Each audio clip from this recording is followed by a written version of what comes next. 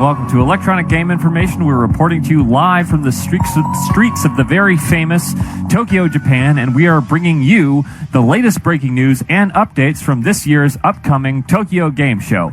Here are some headlines from the Tokyo Game Show.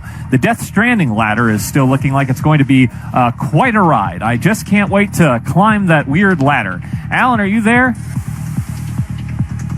Alan? Yes, Robby, I can hear you. Alan, I noticed that you're wearing the neck brace.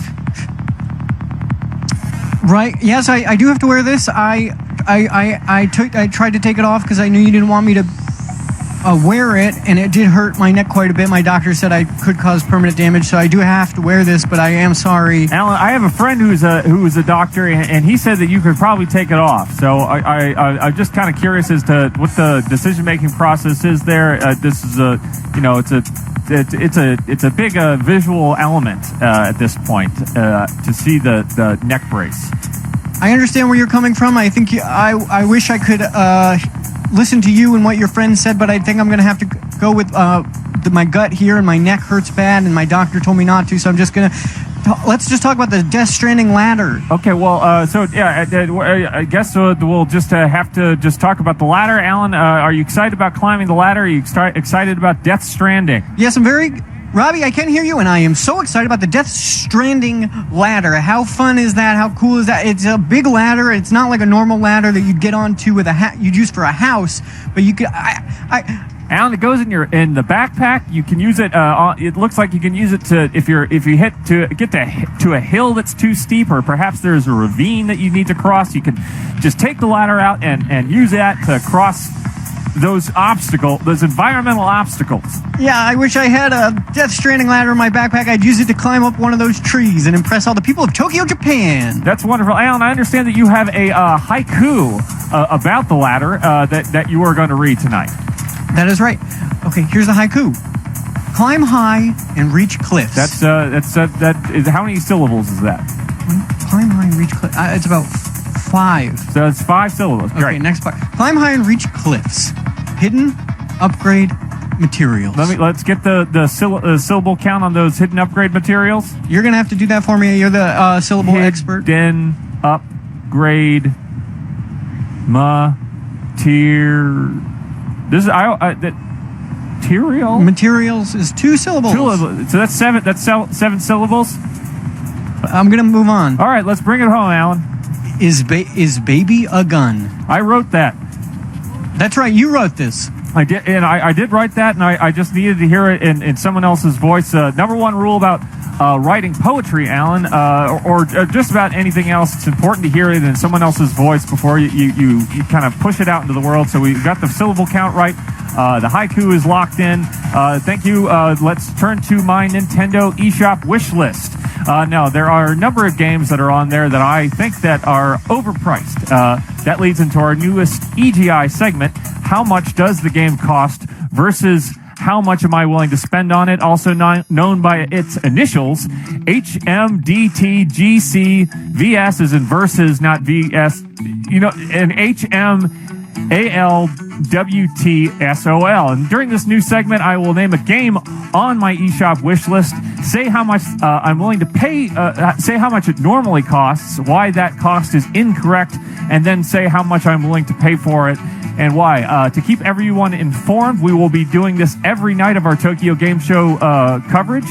Tonight's game, which I would gladly purchase and play if it was priced more competitively, was priced too high by the publishers and in some cases the developers too. Again, we will be doing one game a week every night from beautiful downtown Tokyo, Japan.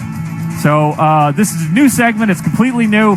It's exclusive. No one else is talking about this. No one else is reporting on my Nintendo eShop wish list. And just so we're clear, this is the eShop for the Nintendo Switch. I do have separate wish lists for my new Nintendo 3DS XL and my Wii U, but we won't be covering those wish lists because the situation there is far more complex. It's just the Switch eShop wish list for now. So the game tonight I would like to talk about is Turok 2. Turok 2 is priced at $19.99 on the Nintendo eShop for the Switch. I think this is too much for Turok 2. Not only is it too much for Turok 2, but this particular version of Turok 2 is missing a key component, the Turok 2 multiplayer, which if you were a big fan of Turok 2 back when it originally came out, and you had friends who were willing to spend a few hours with you playing Turok 2 multiplayer after school or on a Saturday. Some people probably played it on a Sunday, and that was their decision to make. And that's just what we like to call their decision. What the removal of the Turok 2 split-screen multiplayer means is that the Switch players are denied one of the key components that make this classic game the classic it is. And what better way to spend more time with the famous weapons of Turok 2 like the Cerebral Bore and the less famous but still deadly Scorpion Launcher. Weapons, these are a 4-player deathmatch, team deathmatch, and capture the flag mode, all these wonderful playgrounds. All these good-natured, fun, chaos, and carnage playgrounds are not available to Nintendo Switch owners for $19.99. So let's take a step back for a moment and talk about Night Dive Studios. Night Dive Studios, I got a lot of respect for them. The remastered ports they've made for games like Turok 1, Harvester, I Have No Mouth and Must Scream, System Shock 2, Blood. All these games have brought me a lot of joy, brought me back to a lot of great memories, and proved that great game design and art design endures despite aging graphics engines. And here's hoping that they come back with remasters of Heretic, Hexen 2, the Quake 2 engine masterpiece Kingpin.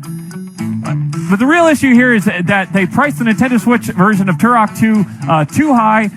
It is the same price as the PC, Xbox One, and PlayStation 4 versions that include the multiplayer. $19.99. I'm unwilling to pay $19.99 for Turok 2 for the Nintendo Switch.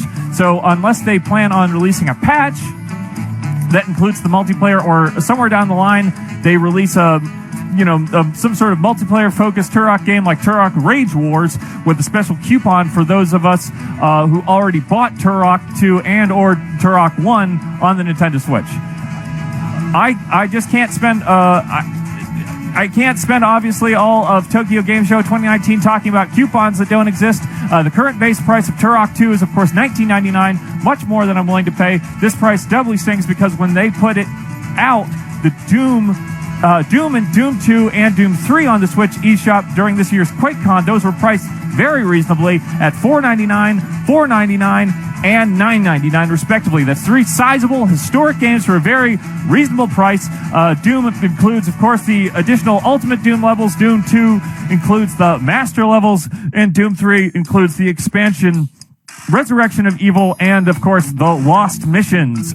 These 3 games are packed with a generous amount of content, extra content costing just as much in a bundle. That's 3 games in a bundle, $4.99, $4.99, $9.99, in a bundle as Turok 1 or Turok 2 costs individually. And now they're telling me that I have to pay $19.99 for an incomplete version of Turok 2 when both Doom and Doom 2 have local split-screen multiplayer. Something does smell fishy, and as the saying goes, it's not just the fish. Alan, what do you think? You're the Turok 2 expert. What's the smell?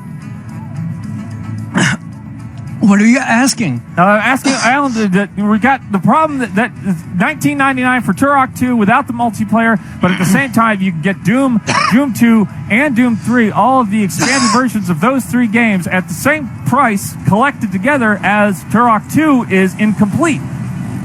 Okay.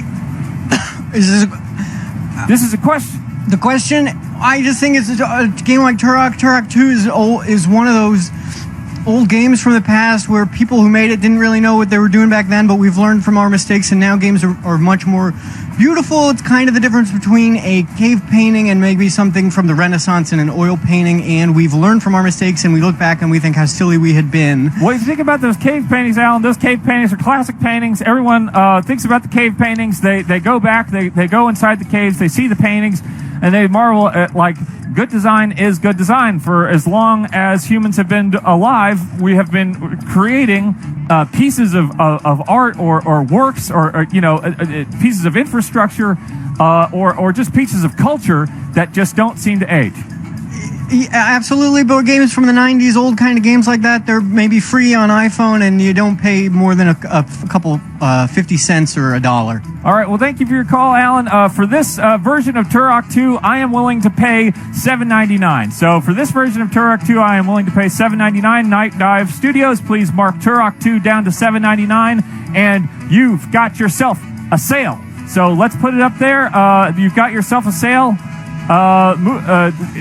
You've got yourself a sale. Turok 2, $7.99. Thank you so much. Moving on, if there's one thing I do know about Tokyo Game Show, it's that people here are just as excited for the old games as they are for the new ones, and that's why we here at EGI are bringing you an exclusive look back at Robotech Battle Cry for the PlayStation 2, GameCube, and original Xbox. And what better way to follow up a look at Robotech Battle Cry than with a video of Robotech Battle Cry. So this is Robotech Battle Cry. It's running on the Dolphin emulator, the GameCube Dolphin emulator. Alan, I don't know if you're if you can hear me or if you can see this, but this is just a remarkable cel-shaded action game where you can transform from your jet fighter into a Battleoid or whatever this thing is. It's I believe it is called a it's not a Battleoid, it's not a Veritech. It is a Veritech fighter. It's just in a it's obviously having a great time. You can see all the wonderful little animation. It's just moving ever so slightly and then shooting just a maelstrom of missions. It's called a jet fighter is in Guardian mode, Alan. Guardian mode jet fighter of the Veritech fighter.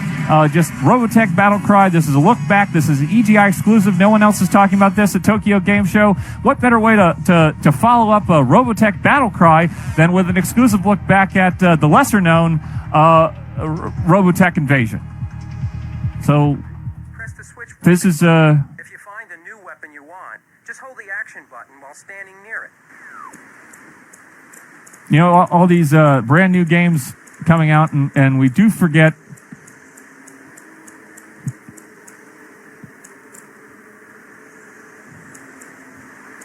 Ever so... Reload manually with the reload button if you want, but your weapon will automatically reload if you try to fire when the clip's empty. So you probably are following along so we see a lot of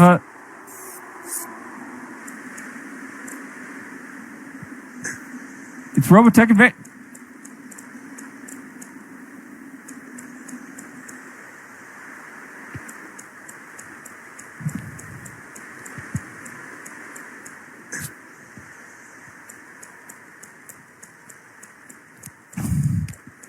You got to be careful. All right, so that was Robotech Invasion. A look back at Robotech Battle Cry and Robotech Invasion. Alan, what did you think of that? I don't know what that was exactly, but it was a beautiful vision of something strange and weird and all over the place, kind of bonkers. It was like it was kind of like jazz music if jazz music was a video game that was old and didn't look good. Alan, Robotech, of course, Alan, you're the Robotech expert, but it's funny to me because you always struck me as more of a Macross fan. I'm not an expert on any of those things. I actually don't know what you're talking about. I'm just so happy to be in Tokyo, Japan. Well, let's go to the Robby. phones, Alan. Let's go to the phones and just check out what people are saying about the Robotech Battle Cry and Robotech Invasion for the original Xbox, PlayStation 2, and GameCube, except for the Invasion wasn't on the GameCube. Hi, you're on the air with Electronic Game Information. It's Tokyo Game Show 2019. It's our lead up to Tokyo Game Show 2019. What's on your mind? Well, I wanted to talk to you about something. You talked for a lot of the beginning of this stream about prices and how frustrated you were. And on Twitter, I see you've been asking all your friends for 100 eShop gift card, which does not exist. That's a private account. I don't publicize any of my requests for $100 eShop credit. Since we are talking about it, it would be a wonderful day if my friends would band together and get me $100 eShop credit, and I would probably use it I would buy these games at full price. Well, Robby, that's it's just not going to happen because it doesn't exist. The 100, you can get a 99. Cricket even put it in her cart on Amazon, and she was going to get it for you. And frankly, I think it's really rude that you decline that offer. Well, Cricket, of course, is a friend of the show. She's got a lot going on in her life. She's a go-getter. She knows what she wants. Unfortunately, she was trying to get me a $99 eShop credit, and what I wanted was $100. So I understand it's just $1. It's just $1 is what the question is, unless I'm hearing you incorrectly. And I understand that it doesn't seem like a lot, but when you're asking for something specific and someone just tries to give you something that's kind of off the mark, it makes it a little hard to stomach. But thank you for your call. Happy Tokyo Game Show. Problem. Go back and figure out what it is that you want that maybe people aren't getting you exactly what you want. Hello, you're on the air with Electronic Game Information. This Tokyo Game Show 2019 coverage. We have 2 more weeks before the game show actually opens. What's on your mind? Hey, what's up, Robbie? I actually had a little question for you. I noticed, so on your website, on RobbyRackleff.com, it's got like 3 links. I think one of them's your Twitter, one of them's like a YouTube page, and the third one is a list of every video game you've ever played and beaten. But the last time you updated that was like 2014, I think. 2014, I believe the last game I put on there was Betrayer for the PC. Yeah. So I obviously have not. I obviously have not been updating the list quite as often as I had been for many years. There has been a number of significant games that I've played since Betrayer. I don't want you to be under the impression that I have not been playing games since Betrayer came out. Although I will say that that Betrayer is one of those games that if you have not given it a chance, you really should, because it's a strange and wonderful game. All right. Are you gonna update that list anytime soon? Because I know you've got like over a couple hundred on there. I'm kind of curious to see. Well, yeah, there's probably I think 600 or 700 games on there currently. So multiply that by 5 years and divide by because there's many years where you're doing something different than, because when you had a childhood and then you have the adulthood that comes after that, and then there's those intervening years where not a lot of things happen. Yeah, so it's not an exact equation because you're not playing the same rate of video games all the time. Well, that's the thing with equations. There is never really an exact equation. But thank you for your call. We've got time for one more call. You're on the phone you're on the air with Electronic Game Information. We are talking about Tokyo Game Show, things that are on your mind, games that you might have been thinking about. Let's hear you. So I was watching and I saw what you have on the screen, and it looked like the Robotech game, and I was wondering if that was like the same in-game engine as the new PlayStation virtual reality Spider-Man game, because the city textures in that look like very similar.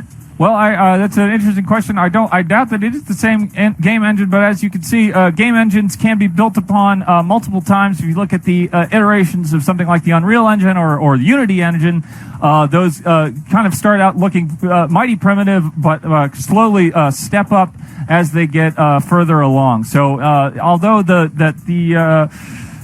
TDK Interactive was the publisher, and I'm sure that the Take-Two had something to do with it as well. Those people that's a big company, it's a big corporation that could have also had something to do with people that worked at Insomniac Games. And so, people steal is what I'm trying to say. People steal ideas, people steal tech, and they move on to different companies. We've the whole thing with the Uber employee stealing the idea for cars from Google.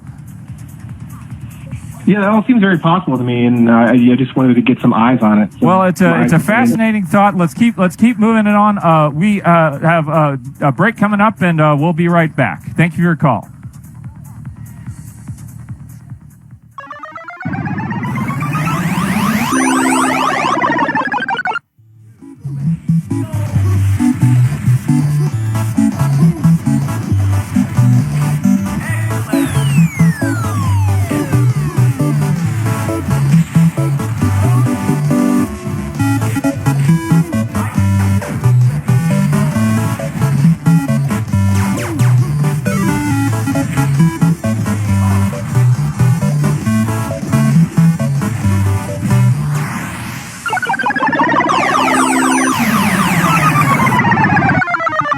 Welcome back. We have our our ongoing segment. It's the arts.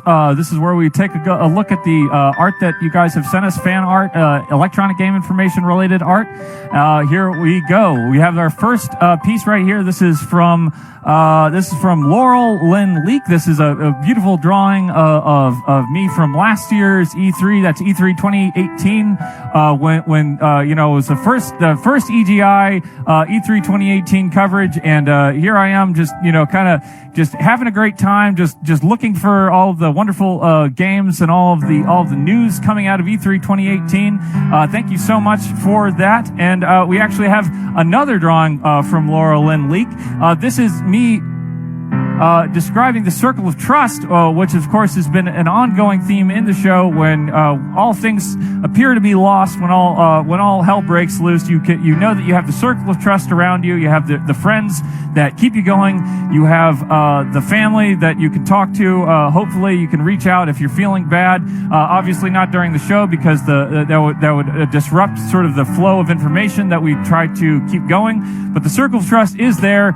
You guys are in it, and we are always building it. We are reinforcing it, and we are tweaking it. This is a wonderful drawing from Gabriella Crossbow. Gabriella is a wonderful artist. She has made a beautiful Select and Alan kind of character selection screen here. You can see Alan. Do you see this?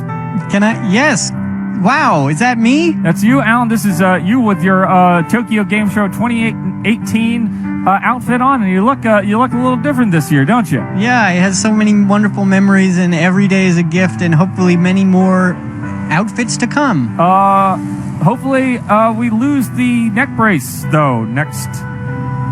And here's a Game of the Year 2018. Alan, of course, is Alan with an eye patch.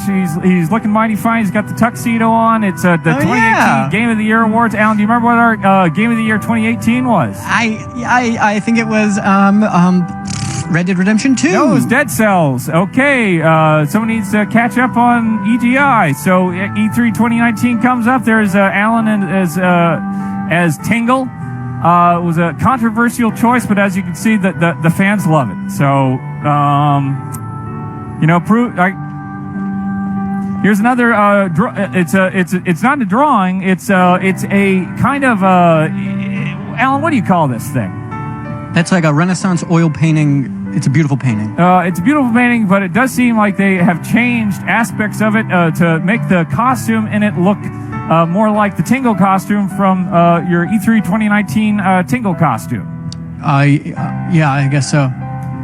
So you're looking, it's a beautiful painting of Alan. I've never seen Alan depicted quite this way. It would be lovely to see an oil painting of me, but we have an oil painting of Alan. So here's another picture of Alan. Alan, can I see that? This is just a picture of you taking a bath, I guess. You see, I'm surprised. You, as an adult, you still take baths, but you do what you got to do. We move on to this is a wonderful. I'm sorry, that was the painting was submitted by James Trevor, of course, friend of the show, James Trevor. A shout out to good friend of the show, James Trevor, and Maltodextrant Matt. Let's just say his name is Matt. Made the bath painting. Thank you, Matt. Thanks, Matt, for that. I don't think about Alan taking a bath, but Wish You Were Here. Wish You Were Here is a wonderful drawing from Nacho Cheese. Nacho Cheese is, of course, the famous artist who drew this picture for Electronic Game Information's Tokyo Game Show 2019 coverage. It is a drawing of Scorpion at the nude beach. Alan, do you remember the nude beach sketch? It was, yes. And you remember what Scorpion said about the nude beach? He said, "I don't know what will happen," and you know, maybe this Wish You Were Here. It doesn't matter what happens. It's just Scorpion's happy. He got what he wanted. We didn't get everything we wanted out of that experience, but I'm just happy that you're here, Alan. You're looking good. Thank you. The neck brace is something that will go away eventually, and we'll just we'll move on from there. Okay, it's a blessing in disguise. It's a blessing in disguise. It's It's another drawing. I didn't really... this is a drawing that has a bunch of text on it. I'll just go ahead and read the text. I really didn't have time to draw anything big today, so I drew this at work. I hope you can still show it. I love the show, and I love the games, and that is from Rila. And Rila has drawn this at work. It's drawing all over Alan, and there's also a picture of me. It's me and Alan. And Alan, why are you looking so down? These are beautiful drawings. You just gotta perk yourself up. What's the deal? Nothing. I'm happy. The fresh air of Tokyo, Japan is giving me a whole new lease on life, and I just am so happy that so many people love you and love EGI and love me and draw pictures of me and send them to you. They draw pictures of you, Alan. They draw pictures of you in the bath. I think that's a bit of an invasive experience, but everybody has their. Everyone has their thing that gets them up in the morning. Here's another beautiful drawing. It's Chloe Chone. Chloe Chone has, of course, made a drawing of one of the video poems from last year's E3 coverage. My dreams are no longer at war with reality.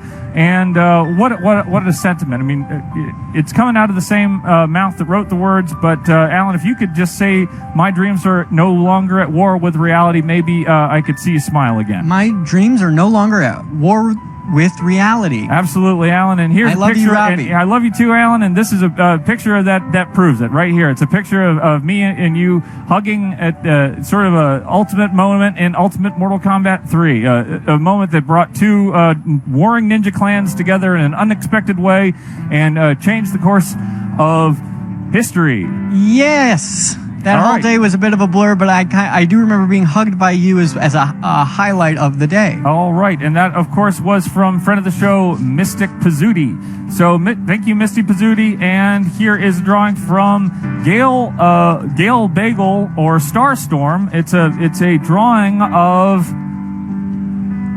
What is that? It's a drawing of. Can I see that? I'm turning it. The light's catching it in a funny way, but here it comes. You're the best. There it is. You're the best, Robby. That's me. That's my name. And I'm holding onto the script. I'm looking kind of hot. Kind of like I get in the studio sometimes when they turn the air conditioning off and all the studio lights and all the computers are running at full blast, trying to give everybody the experience of hearing the Tokyo Game Show news as it's coming off the wire, hot off the wire. Just like I'm hot in the studio. Robby. Yes, Alan. You are the best. Alan, you're the best. And, I see you there, and I see you in front of those wonderful cherry blossoms, and with all the beautiful people of Tokyo, Japan, just waving back at you in their own way. I'm sure it's a cultural thing that you're kind of, be careful because you don't want to offend anybody, obviously. No, people like it. New here. Hi. We're guests. Hello. They're with their kids, and you're a strange guy. No, I'm just so happy to be in Tokyo, Japan. Well, we're happy to have you in Tokyo, Japan. We have time for another quick drawing. This is strange, kind of a funny joke that somebody's trying to play, where you got this. Robby, let's move on. This is from Mr. Ilum. No. Mr. Ilum sent You don't need in. to say their name. Just move on. With that. No, I think you just face what you have, and you just take a closer look, and just remember that people will find ways to needle you here and there, but you're bigger than that. You're bigger than this. So let's move on to letters. We have a new segment, of course. It's called "It's the Letters." First we had "It's the Arts," where we showed the arts, and now we have "It's the Letters," where we answer your questions. We do have a lot of fans who are out of the country or just plain shy, don't get a chance to call in, don't get a chance to talk to us. So we ask them to submit questions that we can then answer on the air. This is our first time doing this segment, so bear with us if it's a little rough around the edges. These are some questions that came through Instagram. This is from a login named Fade2Red. How do I find cursed video game cartridges?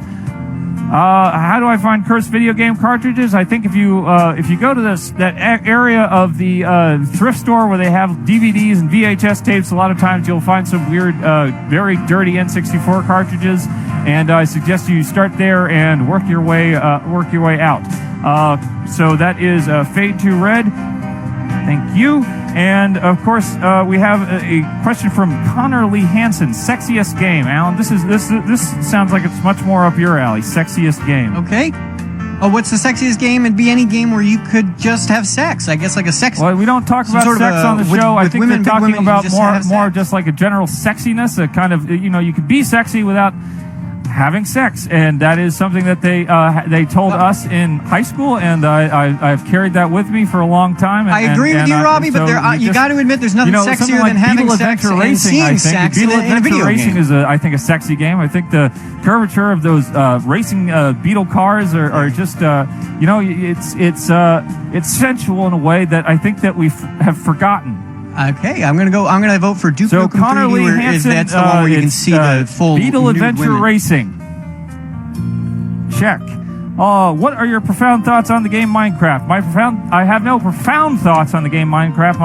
Minecraft is a wonderful game of exploration and building and just finding ways to protect yourself from the darkness. As someone who I'm very afraid of the dark, I often want to build walls and sort of like towers so I can build. I like to be above the things that are dark. Does that make sense, Alan? Yeah. So when you're looking down at it, and it's looking back up at you, it's like the old story. When you look into the pit also looks into you. I don't know that story. Robbie, Gabbylicious434 asked, if you were an Animal Crossing animal, what kind of animal would you be? Well, that seems like a loaded question, Alan, because honestly, if your Animal Crossing character is not one of the animals, but if you were going to be, I mean, I would be a cat. I just got to go with the cats. I think that's just the classic animal there. Animal Crossing. I would also choose cat. We'd both be cats in Animal Crossing. What's the name of your town, Alan? Robby Town. So that Minecraft question was from Julia Has Crepitus. Check. These names are weird. Yo-Yo Breeze says, do you prefer first person, third person, free camera, third person, fixed camera? I prefer third person fixed camera. What the name on that again? That was Yo-Gaio Breeze. Yo-Gaio? Like the card game? I don't know. Y-U-G-A-O Breeze. Well, I prefer third person fixed camera. Alan, what about you? I prefer third person fixed camera as well. I don't feel like that's right, Alan. I think that you're kind of a free floating camera guy, if I recall correctly. Yeah, no, I prefer third-person fixed camera. All right, so what is the funniest video game? This is a funny question. What is the funniest video game? This is from Slow Down Some. Funniest video game. I think the game 13, the first-person, cel-shaded first-person shooter where if you cause a barrel to explode, the word boom comes up, and that always gives me a laugh. What about you, Alan? Any kind of game where you play as like a comedian and you got to tell jokes to get points with the audience. Alan, those games don't exist. So has a video game ever made you cry? I don't think a video game has made me cry. I've definitely felt a great deal of emotion playing Panzer Dragoon games or some of the more Ico or Shadow of the Colossus style games. We're talking about a full tier. Has that happened to you? The only time I ever cried playing a video game, I never actually played the video game, but it was just kind of about a video game. It was about a video game. Like Wizard? No, it was one of the Mortal Kombat games. I didn't play it, but I pretended to play. I play acted it, and it made me cry. Was it Mortal Kombat? It was Armageddon. The Wii version. It was with the motion controls. Because you can do that. Nacho Cheese asks. You can use those motion controls, Alan. You can pull off kind of like they were. You could wiggle them around. You could pull off fatalities. It's a lot of fun. No tears necessary. Yeah, I don't remember actually which game it was, but it did make me tear up. Nacho Cheese asks, is Marcel going to be a quest for Spawn and Shadowhawk in the game you made up? Can Marcel be a quest where you help him find the priest? Sincerely, Nacho Cheese. What do you think? Yes. Okay. Both of the answers for both of those is yes. Okay. This is from 29 Mao Soul _ 29. So 29 Mao, as in the leader, Mao.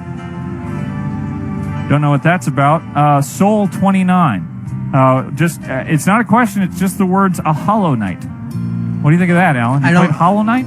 I didn't play it. I don't. So the question doesn't make sense to me. Silk Song is coming out. Maybe we'll learn more about that at the Tokyo Game Show 2019.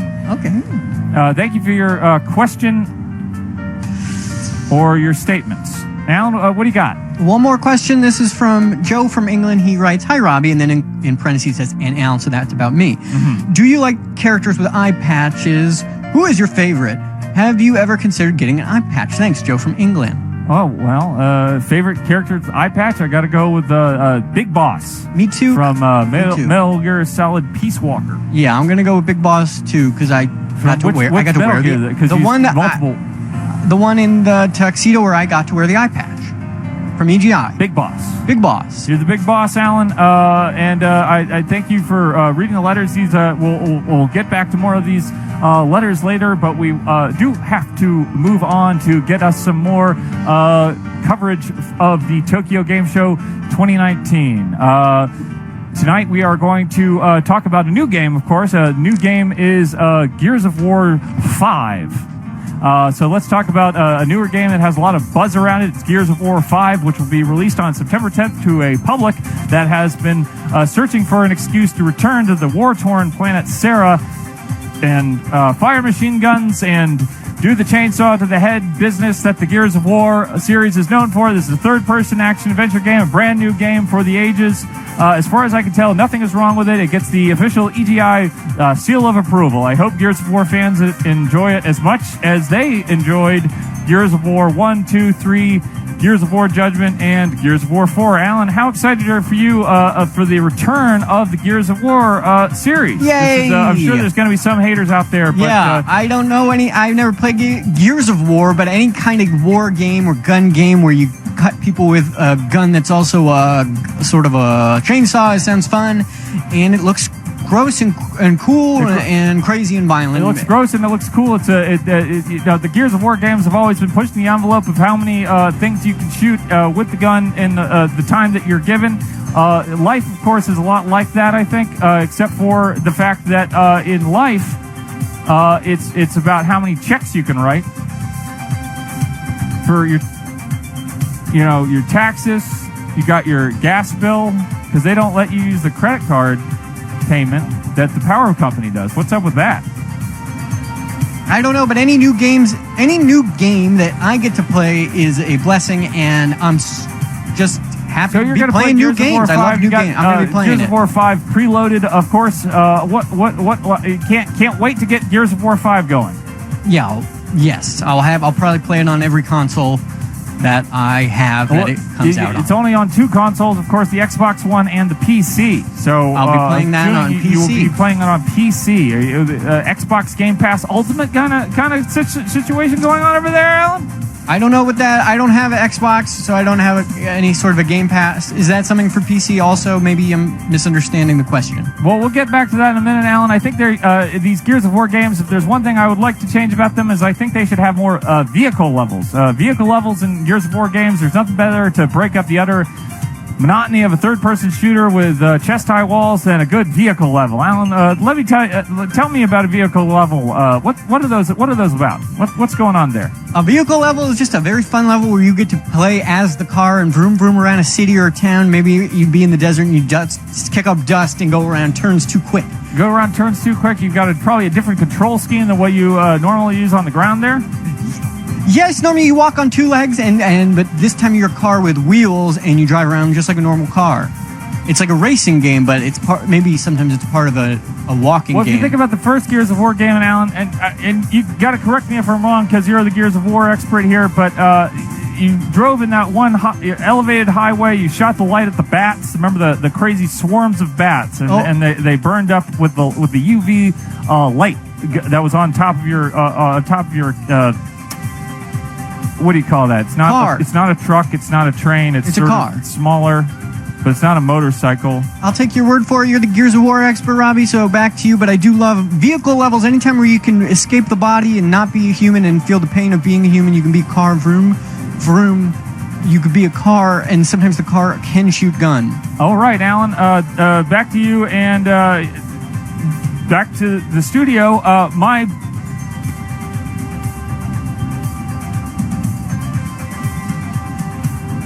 I feel like we're kind of running out of time here, but I really want to talk about, if we're going to be talking about these Gears of War games, I feel like we can't actually get very far into that because if we're talking about Gears of War, why aren't we talking about Dark Sector for the PlayStation 3, Xbox 360, and PC? Dark Sector is, of course, it started life as a kind of spaceship stealth game with an amazing lighting system that was shown off in a closely watched 2004 kind of proof of concept demo reel for the Xbox 360. I do think that we have a clip of the reel. Alan, pay attention to this because this is going to be pretty informative. Can we play the reel?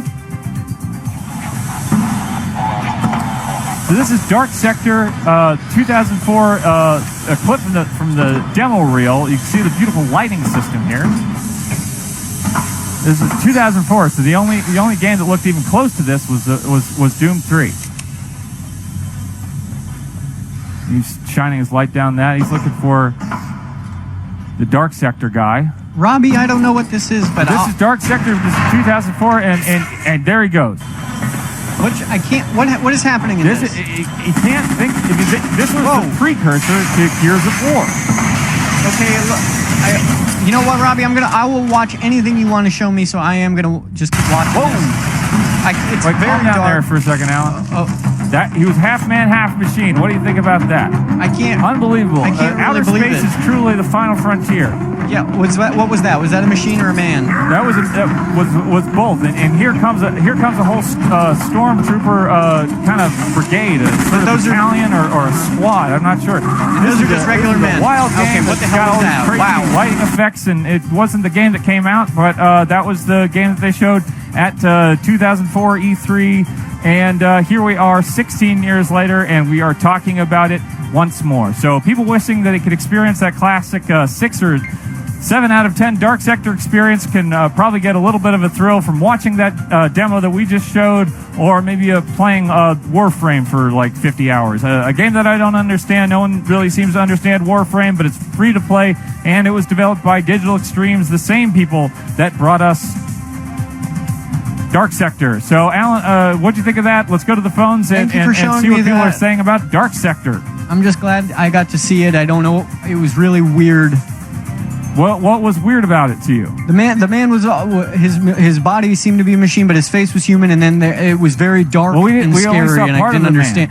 Right, so that I think is what probably threw me off and made me confused. Here's what I want to know: is that when the guy shot and he flew up against the wall of the spaceship, and the sparks came out, it did seem like there was some liquid too. Yes, video games are a very confusing art form. So is it a man or is it a machine? It's the kind of question that we'll keep asking ourselves over and over.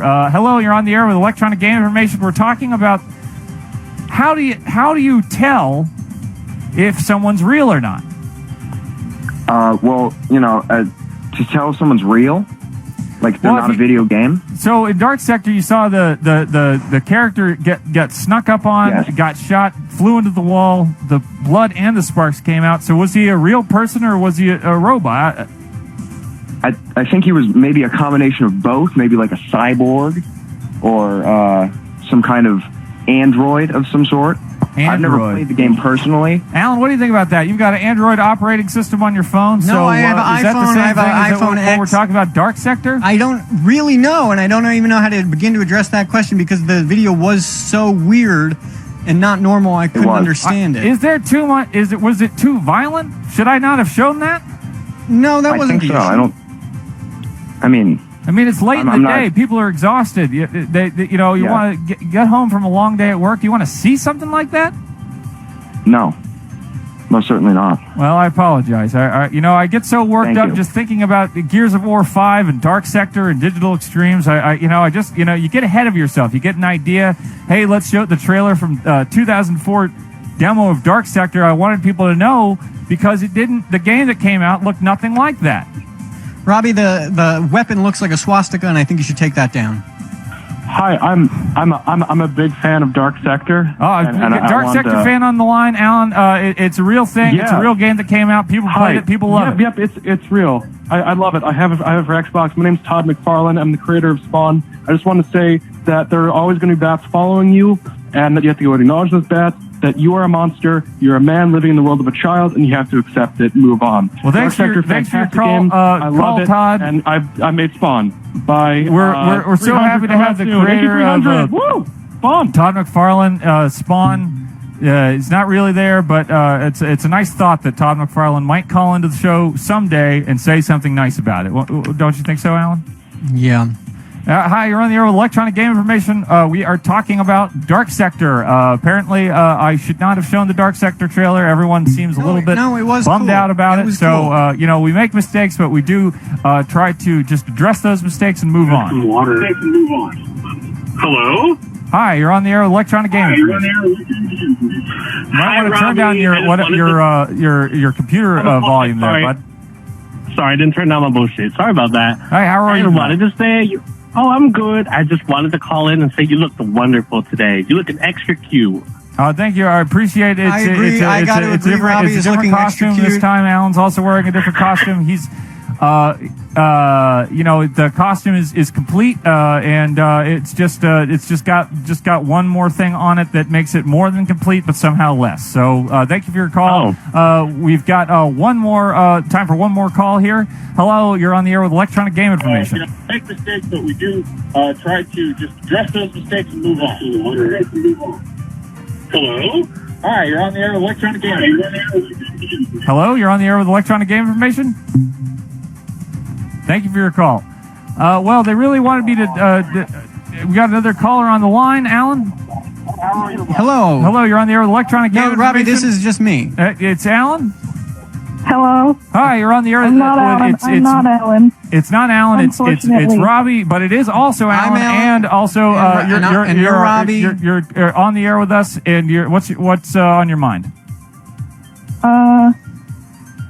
Dark Sector is weird. I agree with Alan very much. What's so weird? I mean, here's the thing: is that we did see the demo of the 2004 demo of Dark Sector, but the game that came out several years later, it is a strange game, isn't it? Yes. I don't know anything about Dark Sector, but I just want to say thank you for showing that because I like weird things. All right. Well, that was what a wonderful observation. And let me tell you something. Are you interested at all in Eastern European architecture? I don't understand architecture. You don't need to understand it. If there's something about it, if you think about it, if it's in your mind, if it's something that you're just like, gosh, I wonder what it would be like to take a stroll through one of these post-Soviet Eastern European towns, then the 2004 Dark Sector demo, just take that out of your mind. It doesn't exist. That game never came out. But the game that did come out, this Dark Sector that we have up here, explores those kinds of environments very, very thoroughly. I'll say a lot of crumbling Soviet era infrastructure. So if you're into that kind of thing, Dark Sector might be the kind of game for you. Otherwise, maybe Warblade. Thank you for your call. Thanks. Well, they really wanted me to talk about a newer game, and I did. So we talked about Gears of War 5, which is coming to Xbox One and PC. If you have an Xbox Game Pass, if you have Game Pass Ultimate, you can download it now, play it now. That's how it works. It's Gears of War 5. You probably know exactly what kind of game it is. We'll be right back.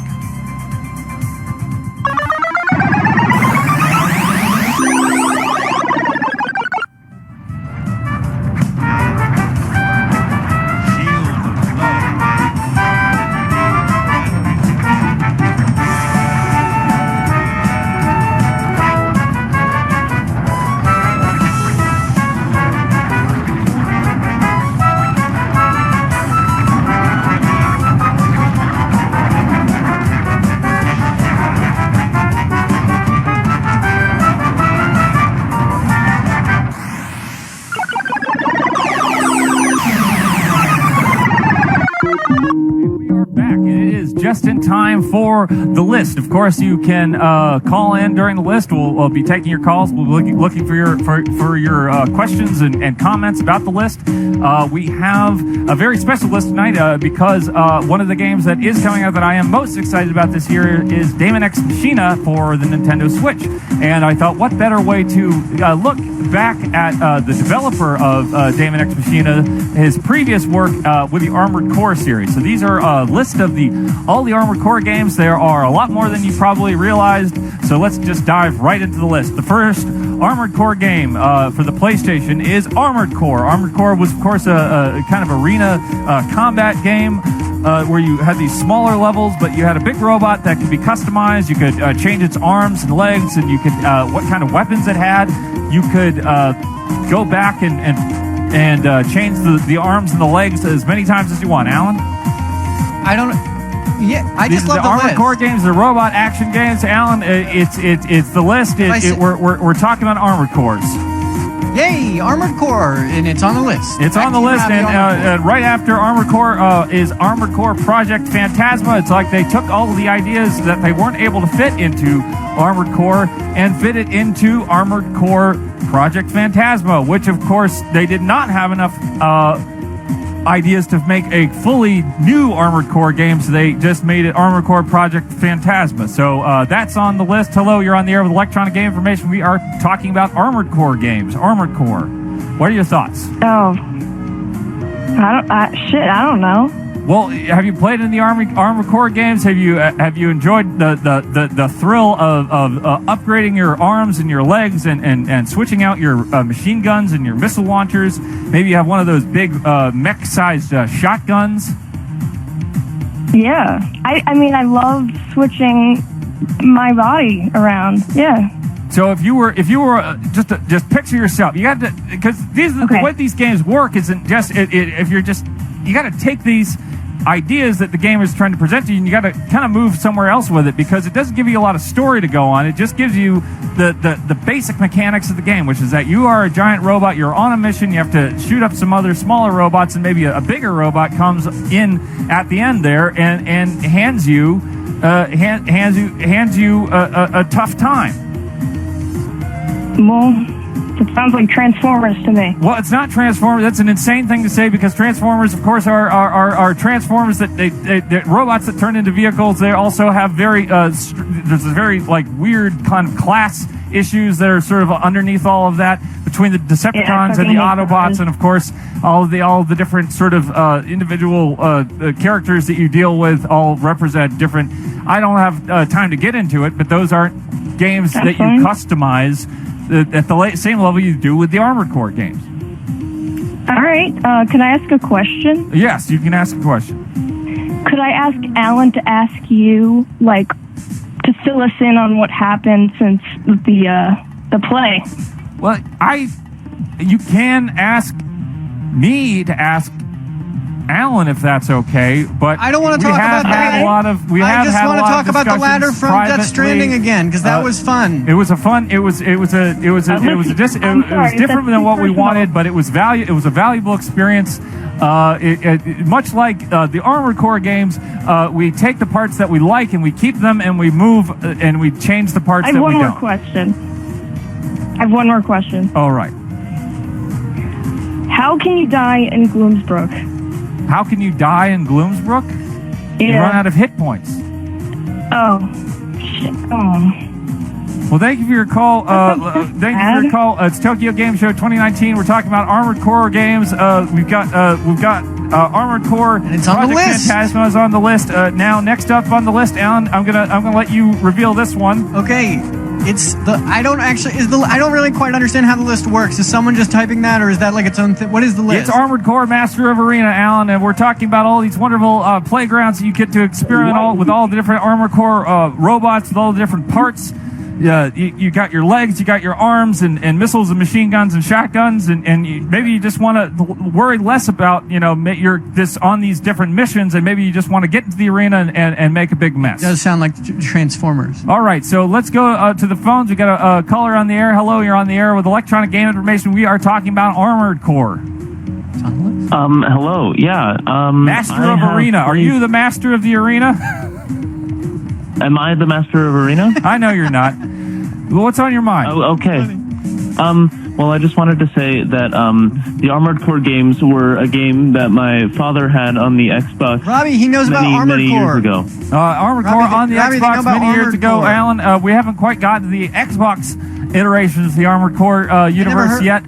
We've only gotten to... So many Armored Core. We're only 3 deep. These are all PlayStation 1 Armored Core games. But I'm sure as a boy watching your father play the Armored Core games, how many Armored switching Core out the games are on arms this and the list? legs and maybe a little bit the hips to get more of a lift when the mechs have to jump up in the air and fire down the missiles, just like those old Robotech cartoons, don't you think? Yes, it was. I do remember, but I could not figure out how to jump up. I think there was. I could go fast very quickly with a boost, but that's all I could figure out how to do in the game. I could not figure out how to jump. You go fast with the boost to the front. You go fast to the boost to the sides. And what's called? What was that called? I don't know. I think it was just called the boost. No, it's strafing.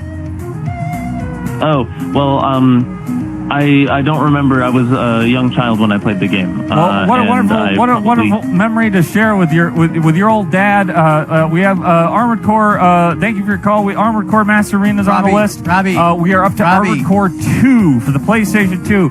Famously, Armored Core 2 is, of course, the game with the blue Armored Core mech on the cover. The first Armored Core game to come out on the PlayStation 2. Alan, what do you got? What if we played an Armored Core game? Like I could come over, we could play Armored Core. Well, I don't have anything that runs the Armored Core games anymore. These are mostly old games. That's why I'm so excited about Daemon X Machina, which I don't think that we'll be able to play together. Why? Alan, I'm sorry to say that. Why? Well, I think because you and I just have different schedules. There are some cooperative modes for Daemon X Machina, but obviously I like to play games at the time of day that you don't. And I also co-op. It's not. I don't think it's your kind of game, Alan. It's a lot of tweaking. It's a lot of unnecessary I want to try though. I just like stuff that you like, and I just want to try playing. Alan, you can come over any old time, and we can hang out. Daemon X Machina might be my kind of thing, and you can have your kind of thing. So we have our thing. We keep. Some of us have private lives. Okay. So I tell you, if it's okay, and then it's okay.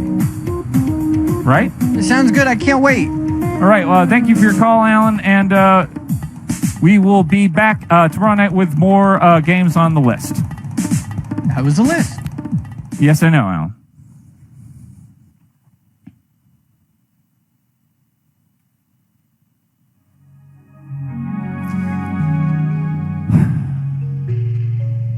Can't stop thinking about that Robotech game that was supposed to come out on the Nintendo 64. I think it was called Crystal Dreams.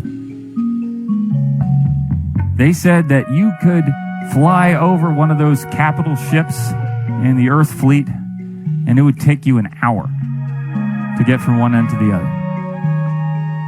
Can you imagine playing a game with spaceships that big in 1997 to 2001 era? Unbelievable. What a revolutionary idea. What a crystal dream. And that was Electronic Game Information's first episode of Tokyo Game Show 2019 coverage. We will be back same time, same place next week with more news and updates from the Tokyo Game Show as we come closer and closer to the opening of that very, very important gaming event. Of course, you can send us in art and... What?